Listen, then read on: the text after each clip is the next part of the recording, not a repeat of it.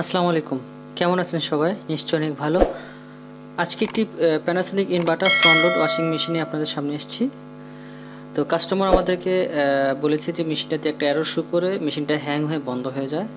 তো মেশিনটা এখন আমরা স্টার্ট করে চেক করব কি প্রবলেম। আমরা মেশিনটা প্রথমে অন করে একটা র্যাপিড 15 মিনিটের যে একটা ওয়াশ রয়েছে সেটা দিয়ে আমরা চেক করে দেখব যে কি এরর আসে। তো মেশিনটাকে প্রোগ্রাম সেট করে আমরা এখন স্টার্ট করে দিয়েছি। অলরেডি যেহেতু পানি ছিল মেশিনটা ঘোরা শুরু হয়ে গেছে এবং কিছুটা পানি অ্যাড হচ্ছে, আপনারা দেখতে পাচ্ছেন। তো এখন জাস্ট পানিটা যখনই ফুলফিল হওয়ার পরেই এররটা চলে আসে। আমরা দেখব এখন কি আসে। তো এখন জাস্ট মেশিনটাকে ওয়াশ চলে গেছে, পানিটা যেহেতু চলে আসছে। তো এটা টোটালি একটা ইনভার্টার ওয়াশিং মেশিন। দেখেন অলরেডি চলে আসছে, যেটা হচ্ছে H29। তো H29 হচ্ছে এই মেশিনটার এরর এবং এটা বলতেছে যে প্লিজ রিস্টার্ট মেশিন। দেখি ডিটেলসে কি দেওয়া আছে। বলতেছে যে মেশিনটাকে পাওয়ার অফ করে আবার অন করে চেক করার জন্য।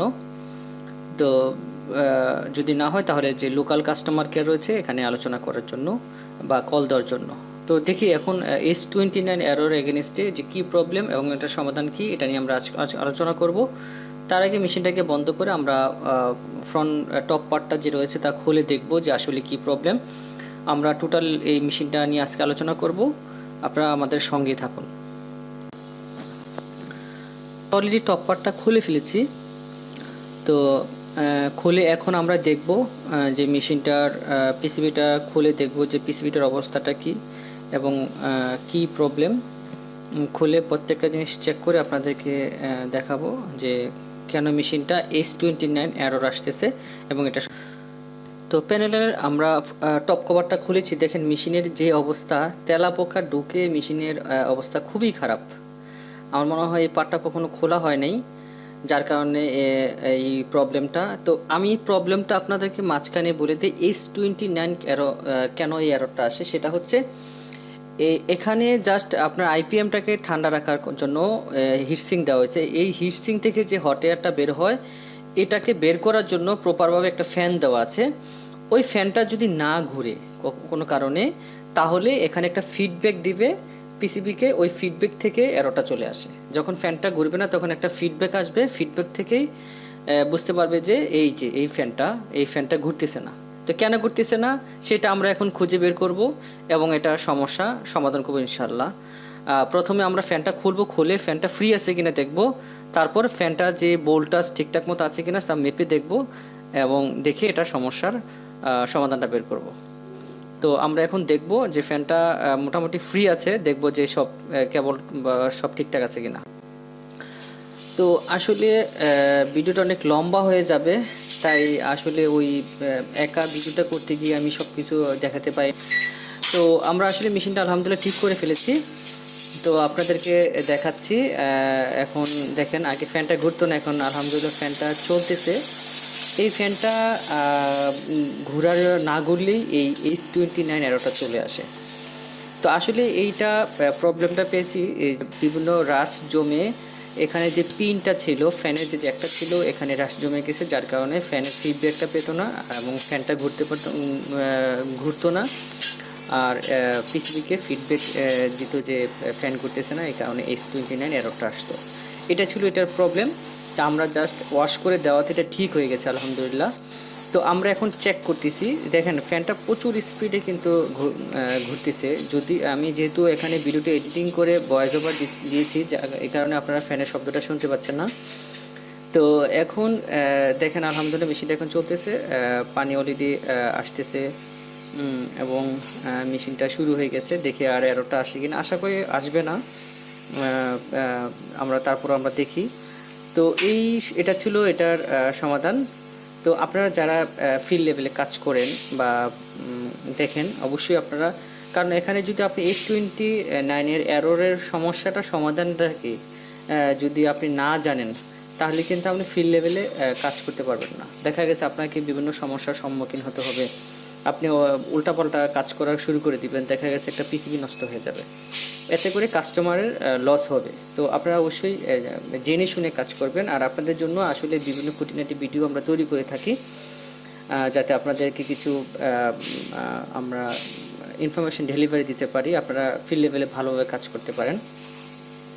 তো দেখেন অলরেডি 15 মিনিট থেকে 2 মিনিট চলে গেছে। আগে কিন্তু 1 মিনিট যাওয়ার পরেই অ্যারোটা চলে আসতো, এখন আর আসতেছে না। খুব সুন্দর কাজ করতেছে এবং সেটা ওয়াশ থেকে রেঞ্জে অলরেডি চলে গেছে, ওয়াশের কাজ চলতেছে। তো আমরা এটাকে আবার ভালো করে ওয়াশ করে দেব যাতে ইন ফিউচারে এই প্রবলেমটা না আসে। আমরা শুধু জাস্ট চেক করার জন্য মেশিনটাকে রান করেছি এবং আমরা দেখতেছি যে আর কোনো প্রবলেম হচ্ছে কি না। তো আপনারা যারা এই প্রবলেমগুলো ফেস করেন তো অবশ্যই একটু জেনে বুঝে শুনে কাজ করবেন, যেন কোনো পার্ট আপনার কারণে নষ্ট না হয়ে যায়। এটা হলো একটা ব্যাপার। আর অবশ্যই খুব সাবধানে কাজ করবেন যাতে আপনার কোনো ক্ষতি না হয় আর কাস্টমারের কোনো প্রোডাক্ট নষ্ট না হয়ে যায়। তো এখন আমরা দেখতে পাচ্ছি যে আসলে কাস্টমার অনেক ফেনা তৈরি হয়ে গেছে আর পানিটা অনেক বেশি হয়ে গেছে, কারণ আসলে আমি আগের পানিটা বের করা দরকার ছিল, আমি বের না করেই স্টার্ট করে দিয়েছি। অলরেডি 11 মিনিট চলে আসছে, আপনারা দেখতে পাচ্ছেন। তো আর 11 মিনিট পরেই এটা শেষ হবে। তো আমরা এই ফাঁকে একটু বলিনি, তো আমরা বিভিন্ন আপনাদের জন্য বিভিন্ন ভিডিও তৈরি করে থাকি যাতে আপনারা কিছু শিখতে পারেন, এবং আমরা যা জানি আপনাদেরকে জানানোর চেষ্টা করি যেন আপনারা ফিল্ড লেভেলে খুব ভালোভাবে কাজ করতে পারেন। আর আমার যে পেজে আমরা যে ভিডিও দিয়ে থাকি আপনাদের জন্য, তো দেখা গেছে অনেক সময় এই ভিডিওগুলা কাস্টমাররাও দেখে এবং যারা টেকনিশিয়ান ইঞ্জিনিয়ার বাইরে রয়েছে তারাও দেখে। তো আসলে আবার কাস্টমারের জন্য আলাদা করে চ্যানেল তৈরি করাটা আমার জন্য অনেক ডিফিকাল্ট হয়ে যায়। তারপরে শত ব্যস্ততার মাঝে আমরা অনেক কষ্ট করে আপনাদের জন্য ভিডিওগুলো তৈরি করে থাকি যেন আপনারা খুব সহজে দেখতে পারেন। তো আমি মাঝখানে একটু অন্য কথা যাচ্ছি যেন মানে টাইমটা শেষ অবধি আপনাদেরকে জাস্ট দেখাতে পারি। অলরেডি আর 9 মিনিট রয়েছে, ইনশাল্লাহ মেশিনটা ঠিক হয়ে গেছে। তো যারা শুরু থেকে শেষ অবধি আমার ভিডিওটা দেখলেন বা দেখছেন তারা অবশ্যই চ্যানেলটাকে ভালো লাগলে সাবস্ক্রাইব করে রাখবেন এবং পাশে থেকে বেল আইকনটা প্রেস করে রাখবেন যেন পরবর্তী ভিডিওগুলো আপনি খুব সহজেই পেয়ে যান সবার আগে। আর অবশ্যই ভালো লাগলে ভিডিওটি লাইক করে যাবেন এবং কমেন্টস করে যাবেন কেমন লাগলো। আর পরবর্তীতে এই ভিডিও সম্পর্কে যদি কোনো কিছু কোয়ারি থাকে অবশ্যই আপনারা আমাকে কমেন্টস বক্সে কমেন্টস করে জানাবেন যেন আপনাদের জন্য আর নতুন নতুন কোনো ইনফরমেশন দিতে পারি। আর সবসময় আমাদের পাশে থাকবেন, আমাদেরকে সাপোর্ট করবেন। সবাইকে ধন্যবাদ জানাচ্ছি। আবারও নতুন কোনো ভিডিও নিয়ে আপনাদের সামনে আবার আসবো। সেই পর্যন্ত ভালো থাকেন, সুস্থ থাকেন। আসসালামু আলাইকুম ওয়া রাহমাতুল্লাহি ওয়া বারাকাতুহু।